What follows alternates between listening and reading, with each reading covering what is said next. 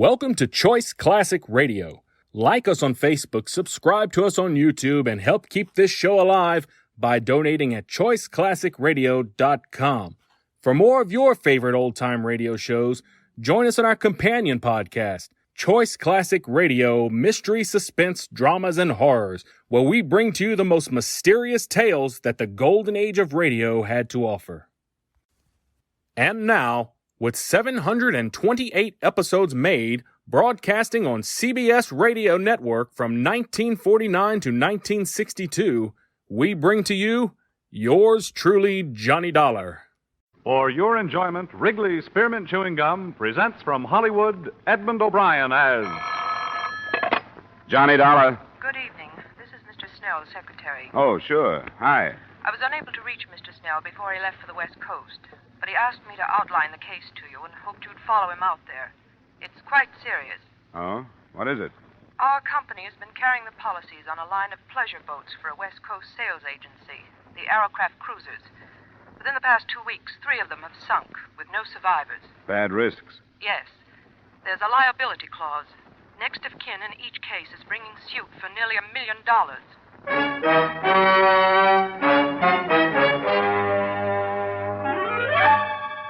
Edmund O'Brien in another adventure of the man with the action-packed expense account. America's fabulous freelance insurance investigator. Yours truly, Johnny Dollar.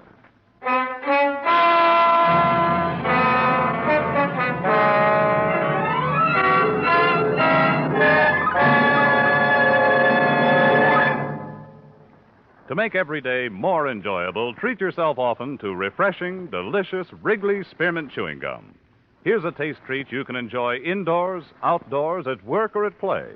The cool, long-lasting mint flavor refreshes you. The smooth, steady chewing helps keep you fresh and alert. Adds enjoyment to whatever you're doing. Wrigley Spearmint Chewing Gum. Healthful, refreshing, delicious.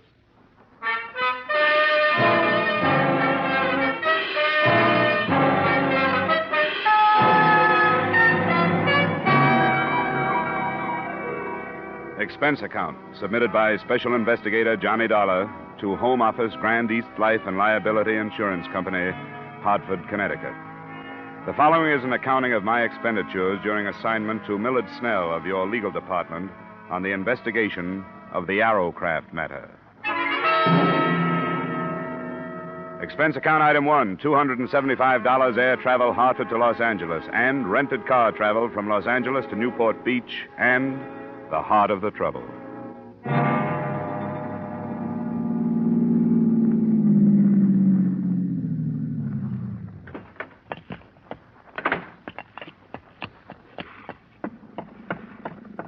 Snell?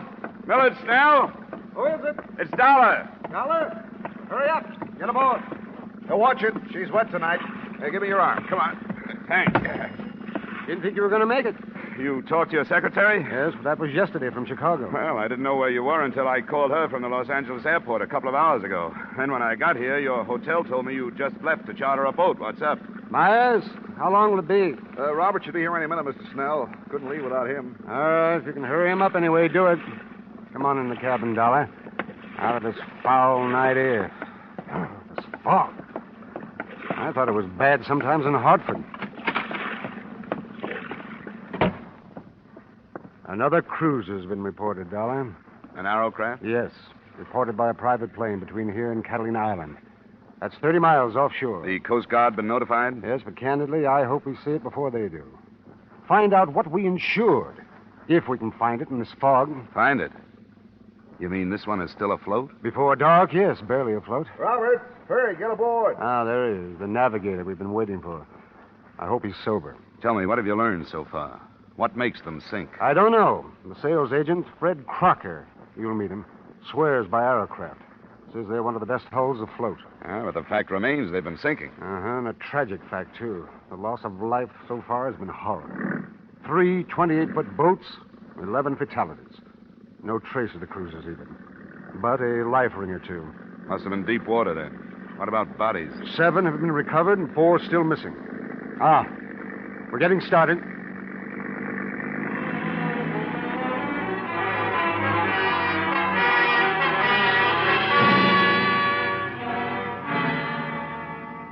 It was 10 p.m. when we left the quiet resort village, and it was dawn when we saw in the fog what we had been unable to find during a whole night of searching. The Arrowcraft, without sign of life, was almost entirely awash, bow down in the channel swell. That's close enough, Myers. Right. We don't want to nudge her. She's liable to roll over.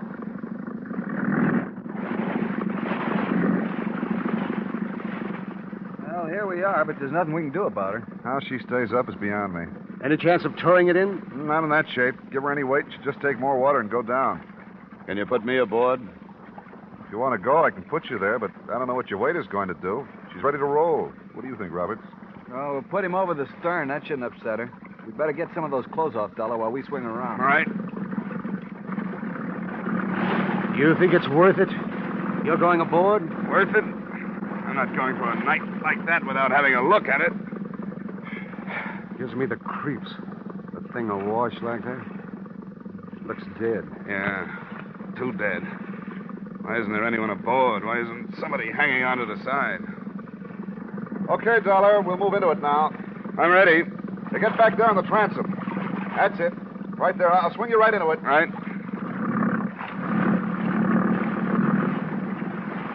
There you are. Go ahead. Okay. Hey, get off the gunwale. And stay amidships. Don't get to either side. She'll roll. I'm all right. Anything there? Yeah. Yeah, there's something here. There's a girl in the cabin.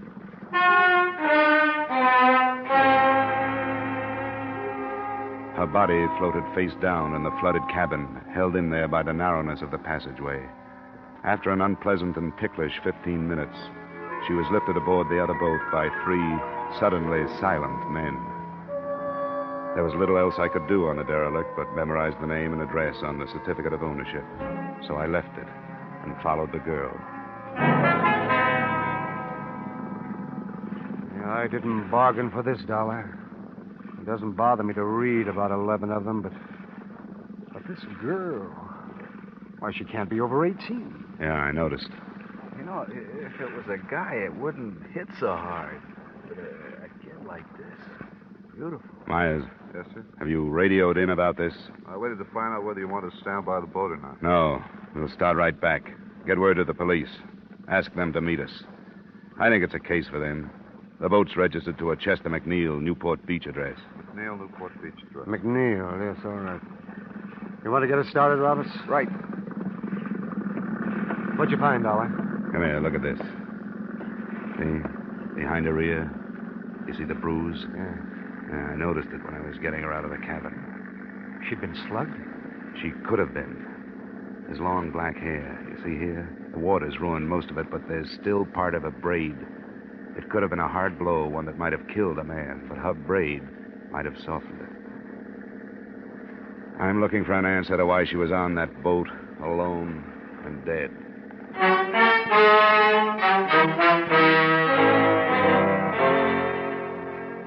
It was an answer I never did actually find and prove, because in the final analysis, the death of this beautiful, dark-haired girl was no more important than any of the rest of them.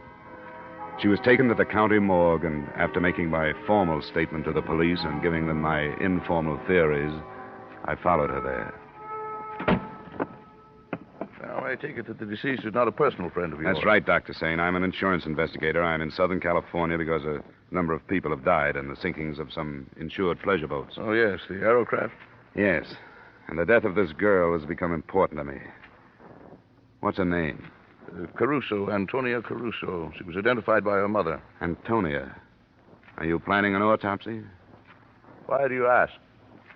I wonder if you noticed a bruise behind her right ear. Yes, I reported it.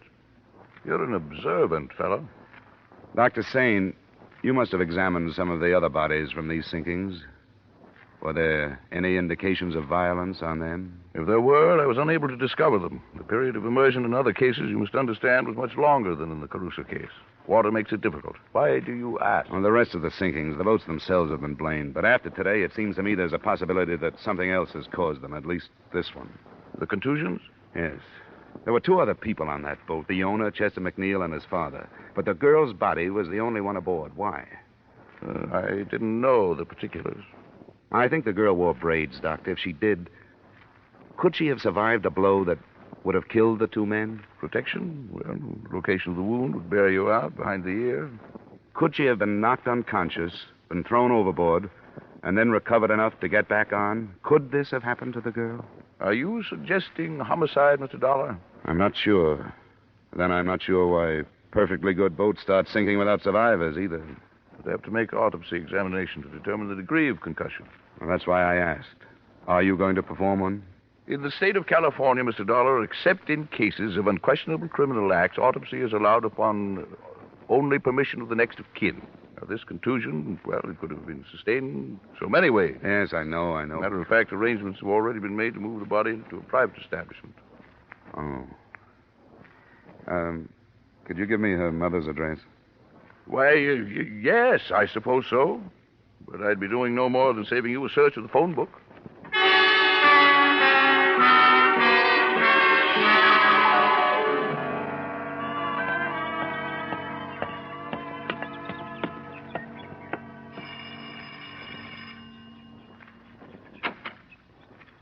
What is it you want? Mrs. Caruso, I'm the man that found your daughter. Oh. Then why have you come here? You should know my grief. I do, Mrs. Caruso, but I'd like to talk with you if I could. What is there to say? I don't want to see you. There is no room for sympathy. I didn't know anything about your daughter, but I'd like to. I'd like to hear about her. Why do you do this? Because I don't think her death was accidental. Oh, go away. Why do you say this? My girl, she never did no wrong. I didn't mean that, Mrs. Caruso. Please, may I come in? All right. It's my house. I'm sorry. It's not cared for. There have been so many things today. Well, I won't stay long. She was a good girl. She was going to marry Chester. His father was with them. She was going to marry Chester. Oh, we hoped it so much, Antonia and me, that it would be a good marriage. Mrs. Caruso. We always dreamed. We were good people, only poor. We give everything so Antonia will be better. She was so beautiful. She was going to marry Chester. I'm sorry to bother you at a time like this. Now, she's gone. I saw her. I saw her, too. And I want to learn why she's gone. Now, Mrs. Caruso, is there any reason that you can think of why there should have been trouble on this trip in the McNeil boat? Oh, no. They go many times. They love the boat. They go many times, always with his father to take care of them. He loved her, too. My daughter, he called her. She was going to marry his Chester. Be so happy.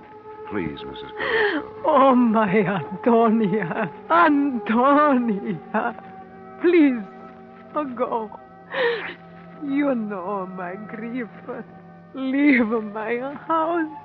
Leave my house.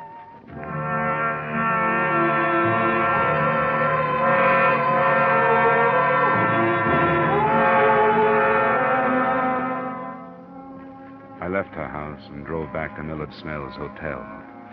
It was 7 p.m., and I hoped we could get to Crocker, the West Coast agent for Arrowcraft, before the night was out.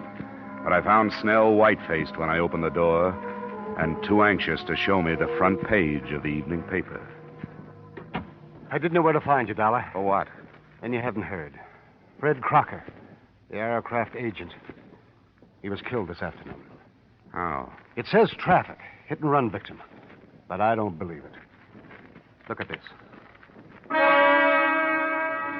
Violence in another form preceded the tragedy, the story said.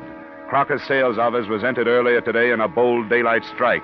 The interior was wrecked, but whether or not the entry was for purposes of theft has not been ascertained.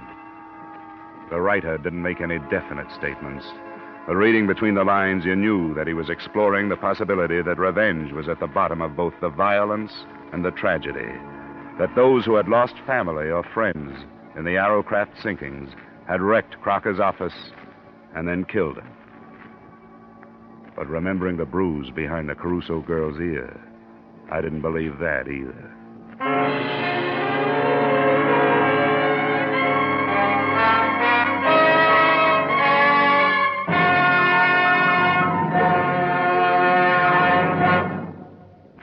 To make every day more enjoyable, treat yourself often to refreshing, delicious Wrigley's Spearmint Chewing Gum. The lively, full-bodied, real mint flavor cools your mouth, moistens your throat, freshens your taste. And the chewing itself gives you a little lift, helps you keep going at your best. So for real chewing enjoyment that's refreshing and long-lasting, always keep Wrigley's Spearmint Chewing Gum handy. Healthful, delicious, Wrigley's Spearmint Gum will make every day more enjoyable. And now, with our star, Edmund O'Brien, we return you to the second act of Yours Truly, Johnny Dollar.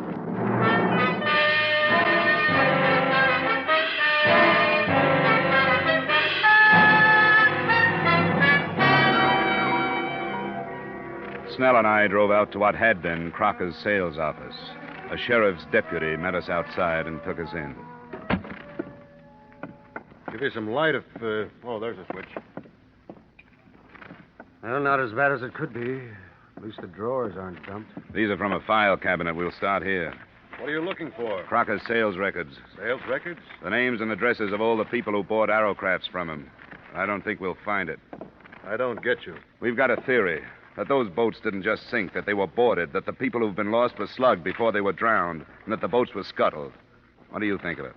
Why would anybody set out to wreck Arrowcraft? Well, that I don't know. Probably because they're linked to something important. Maybe something or somebody is on an Arrowcraft and somebody else doesn't know which one. Here's the sales folder, Dollar. It's empty, all right. Sure it is. That gives them the location of every Arrowcraft between here and San Diego. Sheriff, nobody has said where Crocker was when this place was entered. They don't know yet. You got a theory? Yeah, that he was here. Yeah, that after the list of names and addresses was taken, he was dragged out of here and killed with a car for the same reason the others have been killed. Because alive, they might have been identifying witnesses. Well, they say everybody's got a right to his own opinion, but that's too crazy for me. Well, I don't blame you. It's too crazy for anybody. Maybe so crazy it'll never be cleared up.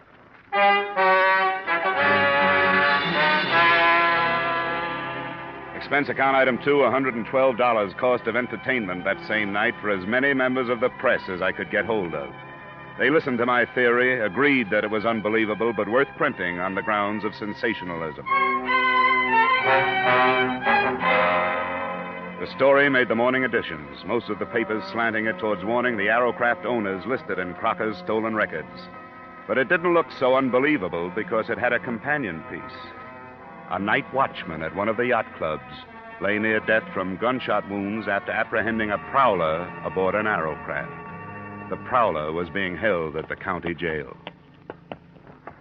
Who is this guy, Sergeant? Jerry LaBarber's the name he uses. We put a search on him last night. He's one of those things you call a known hoodlum because nobody's been able to pin much on him. Known to the police in Las Vegas, L.A., and San Diego, to name a few. Here he is. I hope you had better luck with him than we did. If you meant that, you'd leave me alone with him for the rest of the day. Sorry. Off the bunk, LaBarber. You got a visitor. On your feet. Stand up. Okay, hero, you got me up. What's the matter with you? What's missing, LaBarber? What? What's lost? What were you looking for on the Arrowcraft? Come on, who are you working for? I'm out of work. Why don't you save your breath? How many of the other killings were you mixed up in? What are the killings? I get into a scrape with an eager night watchman, and now you talk about pinning other killings on me. What is this? Who are you working for? I'm out of work. You could do yourself some good, you know. I'm not complaining, am I? You were off to a pretty good start. Even if that watchman lives, you're going to be tried for assault with intent to kill. That's a long rap. You might make it shorter by using your head. Is that a promise? Don't make me laugh. You're a sucker, LaBarber. But this is a promise. I'm going to see you charged for Crocker's murder. Who's Crocker? And I'm going into the business of searching Arrowcrafts myself. Don't be stupid. Why not put the blame where it belongs? Blame for what? Okay, Sergeant, I've had enough. So have I. I wonder how long it takes to get that way. And for what? I could buy and sell you, you cheap tin star. Well, what do you think? He's covering for somebody, isn't he? Hank, you're right. You shouldn't have tipped your hand so much about searching the boats. Word's going to get out. Out of a jail cell? He called for a lawyer, one of the hot men from L.A. We can refuse him visitors, but not a private session with a criminal who happens to be his lawyer. Oh, I'd like to hear that one. You should. It's going to put a bigger bullseye on your back than that newspaper story did.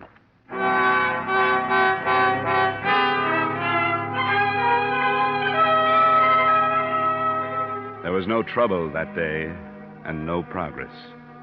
We had time to contact 2 Arrowcraft owners that afternoon and went aboard their boats. Nothing came of it but a feeling of frustration because we didn't know what we were looking for, how large or small it was, whether to empty fire extinguishers or break and open batteries. That night, the news broke that the night watchman had died of his wounds. Snell and I made an attempt at eating dinner and took a bottle of cognac to my room to see what it could do. The phone call came at 9:30. Hello? Hello? Well, this is Dollar speaking. Who's this? I'm in a phone booth, so don't bother trying to trace this call. It's about the boat trouble. All right. What about it? Not over the phone. You have to come up here. Where do I meet you?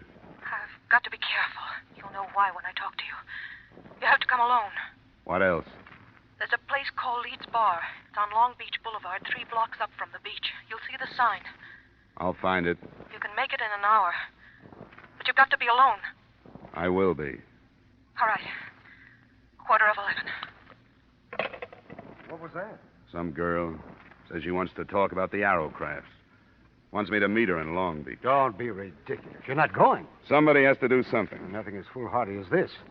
You've been expecting them to make a move. Here it is. You don't for a minute think she's telling the truth. I won't find out sitting here swilling brandy with you. I wasted 10 minutes in Newport circling through alleys and side streets to shake any tail that might have been put on me. And then I headed up the coast highway. At exactly 10:45, I was ordering a drink in Leeds Bar. It arrived simultaneously with a metallic nudge in the ribs from a man who had taken the stool on my right. Drink it, Dollar. We've got to go. I was supposed to get a message from a girl. You've had it. Come on, drink up. All right. Now leave. I'll meet you outside the door. Do I get to talk with this girl? She's outside. Okay.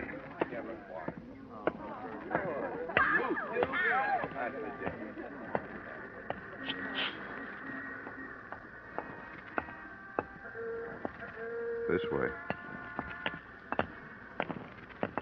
Here's a car. No, you get in the front with hers. I'll get in back. Where to now? Just a little way. You weren't followed? I made it a point not to be. Huh? You wanted to talk. Yeah, I do. I don't know what's going to happen to me, but I don't think I care anymore. It's been like I killed all those people who've died. Take it easy, honey. You mean their deaths are your fault? Sort of, yeah. I mean, I could have stopped it, but I was afraid to because one of his men would have killed me. And I thought he'd stop me for this. He? Who do you mean? Hey, watch what you're going. You better stop, Gwen. This is as good a place as any. Yeah.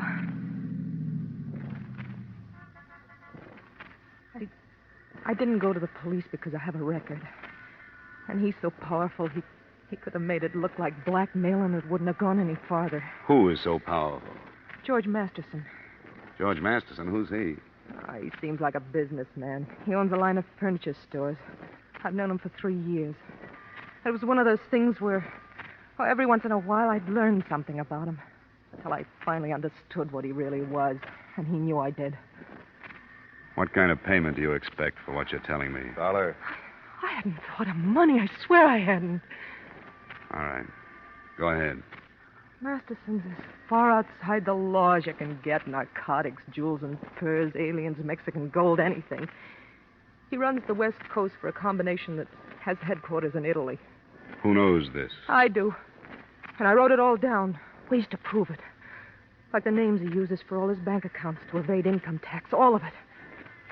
That's what he's been looking for on those boats. Well, then he was Writing afraid. it down was the only way I could think of to protect myself.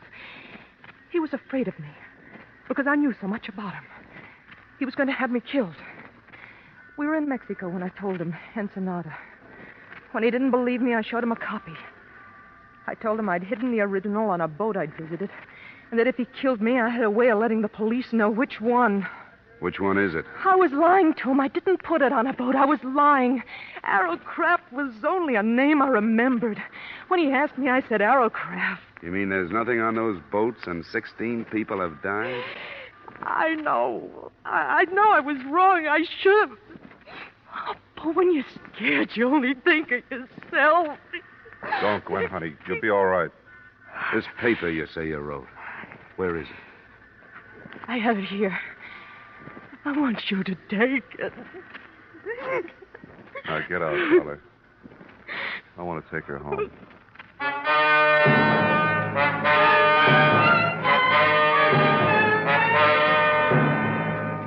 I didn't fully believe her until I had finished reading her denunciation of George Masterson after they'd left me. But by the end of it, I knew that in my hands was the hottest document in California. I knew that hundreds of rotten lives could be crumbled and millions of dollars in criminal traffic could be stopped. And it did away with the possibility of any suit against Arrowcraft or your company. But it wasn't enough. I should have gone to the authorities with it then. Instead, I took a room for the night and mailed it to the FBI in the morning. Then I went after Masterson. I found him in a plush office in one of his furniture stores. Here. Just a moment, sir. You can't go in there. Miss Masterson. What's the meaning of this? You're announced before you get in here. Not this morning, Masterson.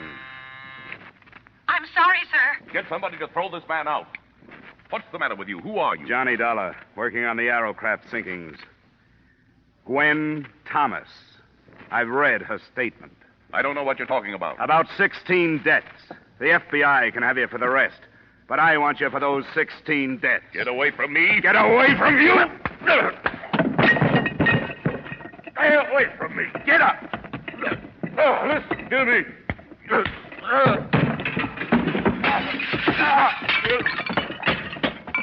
Come on, get up.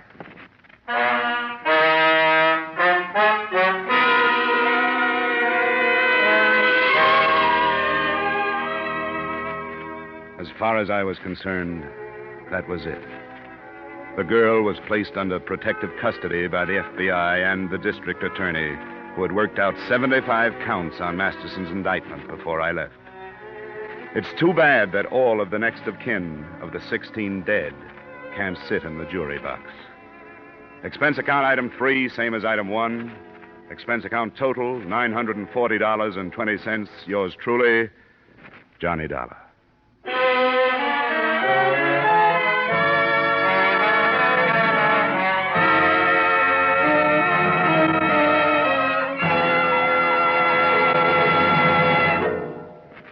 Remember, friends, to make every day more enjoyable, treat yourself often to refreshing, delicious Wrigley Spearmint Chewing Gum.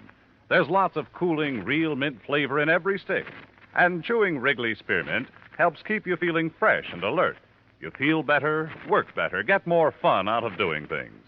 So indoors, outdoors, wherever you go, keep some healthful, refreshing Wrigley Spearmint Chewing Gum handy.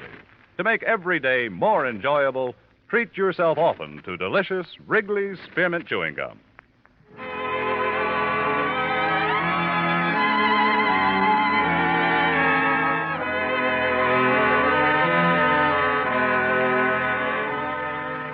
Yours truly, Johnny Dollar, stars Edmund O'Brien in the title role and is written by Gil Dowd and David Ellis, with music composed and conducted by Leith Stevens. Edmund O'Brien can soon be seen starring in the Columbia Pictures production 711 Ocean Drive. Featured in tonight's cast were Gene Bates, Howard McNear, Clayton Post, Harry Bartell, Hy Averback, John McIntyre, and Jeanette Nolan. Yours truly, Johnny Dollar, is produced and directed by Jaime Del Valle.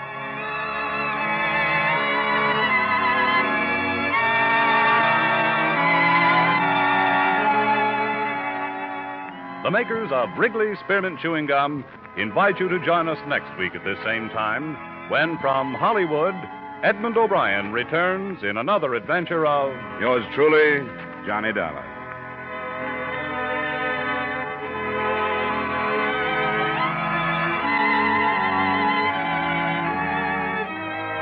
Bob Stevenson speaking. This is CBS, the Columbia Broadcasting System.